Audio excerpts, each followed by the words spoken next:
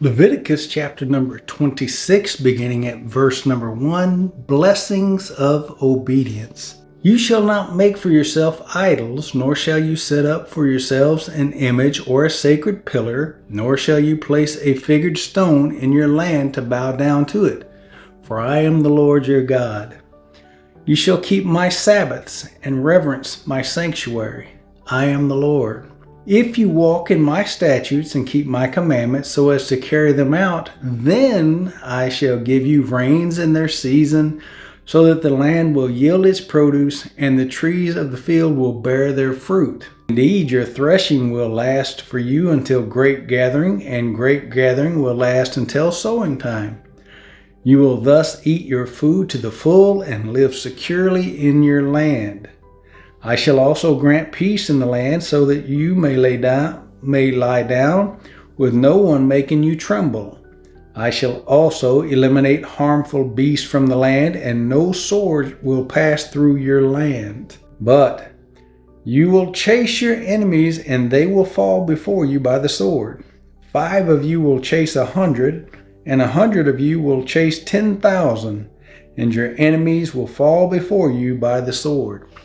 So I will turn toward you and make you fruitful and multiply you, and I will confirm my covenant with you. You will eat the old supply and clear out the old because of the new. Moreover, I will make my dwelling among you, and my soul will not reject you. I will also walk among you and be your God, and you shall be my people. I am the Lord your God, who brought you out of the land of Egypt so that you would not be their slaves.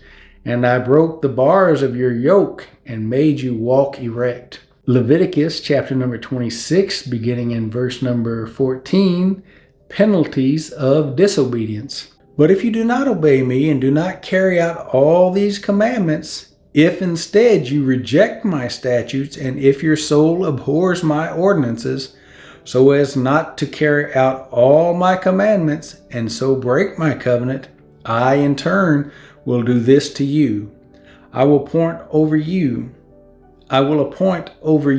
a sudden terror, consumption, and fever that will waste away the eyes and cause the soul to pine away. Also you will sow your seed uselessly, for your enemies will eat it up. I will set my face against you so that you will be struck down before your enemies, and those who hate you will rule over you, and you will flee when no one is pursuing you. If also after these things you do not obey me, then I will punish you 7 times more for your sins. I will also break down your pride of power.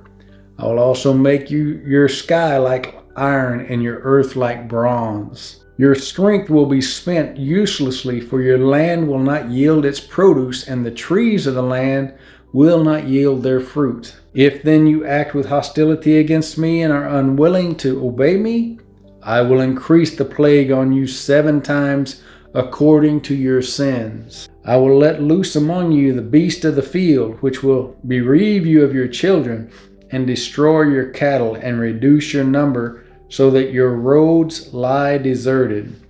And if by these things you are not turned to me, but act with hostility against me, then I will act with hostility against you, and even I will strike you 7 times for your sins. I will also bring upon you a sword which will execute vengeance for the covenant. And when you gather together into your cities, I will send pestilence among you, so that you shall be delivered into enemy hands. When I break your staff of bread, 10 women will bake your bread in one oven, and they will bring back your bread in rationed amounts, so that you will eat and not be satisfied. Yet, if in spite of this you do not obey me, but act with hostility against me, then I will act with wrathful hostility against you, and even I will punish you 7 times for your sins. Further, you will eat the flesh of your sons, and the flesh of your daughters you will eat.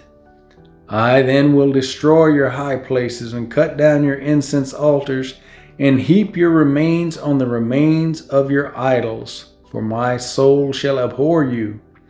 I will lay waste your cities as well, and will make your sanctuaries desolate, and I will not smell your soothing aromas. I will make the land desolate, so that your enemies who settle in it will be appalled over it.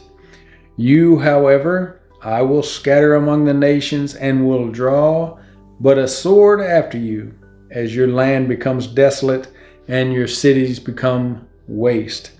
Then the land will enjoy its Sabbaths, all the days of the desolation, while you are in your enemy's land. Then the land will rest and enjoy its Sabbaths, all the days of its desolation. It will observe the rest which it did not observe on your Sabbaths, while you are living on it. As for those of you who may be left, I will also bring weakness into their hearts in the lands of their enemies, and the sound of a driven leaf will chase them, and even when no one is pursuing, they will flee as though from the sword, and they will fall. They will therefore stumble over each other as if running from the sword, although no one is pursuing. And you will have no strength to stand up before your enemies, but you will perish among the nations, and your enemies' land will consume you. So those of you who may be left will rot away because of their iniquity in the lands of your enemies, and also because of the iniquities of your forefathers, they will rot away with them.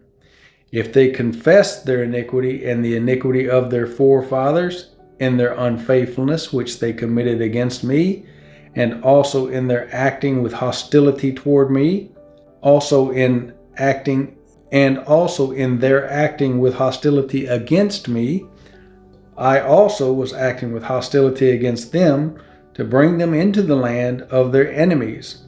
Or if their uncircumcised heart becomes humbled, so that they then make amends for their iniquity, then I will remember my covenant with Jacob, and I will remember also my covenant with Isaac, and my covenant with Abraham as well, and I will remember the land.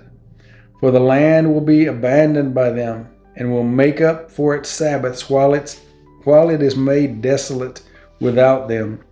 They meanwhile will be making amends for their iniquity, because they rejected my ordinances, and their soul abhorred my statutes. Yet in spite of this, when they are in the land of their enemies, I will not reject them, nor will I so abhor them as to destroy them, breaking my covenant with them, for I am the Lord their God. But I will remember for them the covenant with their ancestors, whom I brought out of the land of Egypt in the sight of the nations, that I might be their God. I am the Lord. These are the statutes and ordinances and laws which the Lord established between himself and the sons of Israel through Moses at Mount Sinai. Leviticus chapter number 27, beginning in verse number 1, rules concerning valuations. Again, the Lord spoke to Moses, saying, "Speak to the sons of Israel and say to them, when a man makes a difficult vow, he shall be valued according to your valuation of persons belonging to the Lord. If your valuation is of the male from 20 years even to 60 years old, then your valuation shall be 50 shekels of silver, after the shekel of the sanctuary. Or if it is a female, then your valuation shall be 30 shekels. If it be from 5 years even to 20 years old, then your valuation for the male shall be 20 shekels, and for the female 10 shekels. But if they are from a month even up to 5 years old, then your valuation shall be 5 shekels of silver for the male, and for the female your valuation shall be 3 shekels of silver. If they are from 60 years old and upward, if it is a male, then your valuation shall be 15 shekels, and for the female 10 shekels. But if he is poorer than your valuation, then he shall be placed before the priest, and the priest shall value him. According to the means of the one who vowed, the priest shall value him. Now if it is an animal of the kind which men can present, as an offering to the Lord, any such that one gives to the Lord shall be holy. He shall not replace it or exchange it, a good for a bad, or a bad for a good. Or if he does exchange animal for animal, then both it and its substitute shall become holy. If, however, it is any unclean animal of the kind which men do not present as an offering to the Lord, then he shall place the animal before the priest. The priest shall value it as either good or bad. As you, the priest, value it, so it shall be. But if he should ever wish to redeem it, then he shall add 1/5 of it to your valuation. Now if a man consecrates his house as holy to the Lord, then the priest shall value it as either good or bad. As the priest values it, so it shall stand. Yet if the one who consecrates it should wish to redeem his house, then he shall add 1/5 of your valuation price to it, so that it may be his. Again, if a man consecrates to the Lord part of the fields of his own property, then your valuation shall be proportionate to the seed needed for it, a homer of barley seed at 50 shekels of silver. If he consecrates his field as of the year of Jubilee, according to your valuation, it shall stand. If he consecrates his field after the year of Jubilee, however, then the priest shall calculate the price for him proportionate to the years that are left until the year of Jubilee, and it shall be deducted from your valuation. If the one who consecrated should ever wish to redeem the field, then he shall add 1/5 of your valuation price to it, so that it may pass to him. Yet if he will not redeem the field, but has sold the field to another man, it may no longer be redeemed. And when it reverts in the Jubilee, the field shall be holy to the Lord, like a field set apart. It shall be for the priest as his property. Or if he consecrates to the Lord a field which he has bought, which is not a part of the field of his own property, then the priest shall calculate for him the amount of your valuation up to the year of Jubilee, and he shall on that day give your valuation as holy to the Lord. In the year of Jubilee, the field shall return to the one from whom he bought it, to whom the possession of the land belongs. Every valuation of yours, moreover, shall be after the shekel of the sanctuary.